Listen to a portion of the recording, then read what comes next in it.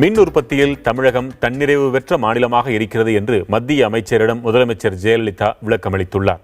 மத்திய மின்துறை அமைச்சர் பியூஷ் கோயல் தலைமைச் செயலகத்தில் முதலமைச்சர் ஜெயலலிதாவை சந்தித்தார். அரை மணி நேரம் நீடித்த இச்சந்திப்பின் போது அமைச்சர்கள் ஓ பன்னீர்செல்வம், தங்கமணி, செயலாளர்கள் மற்றும் அதிகாரிகள் உடனிருந்தனர்.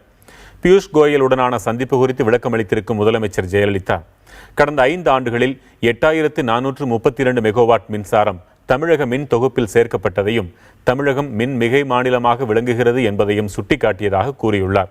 காற்றாலையின் மூலம் தமிழகத்தில் 7600 மெகாவாட் மின்சாரம் உற்பத்தி செய்யப்படுவதையும் மற்ற மாநிலங்களுக்கு மின்சாரத்தை விற்பனை செய்ய பசுமை மின் வழித்தடங்களை உருவாக்குவதன் தேவை குறித்தும் பியூஷ் கோயலுடன் விவாதித்ததாகவும் ஜெயலலிதா விளக்கமளித்துள்ளார்.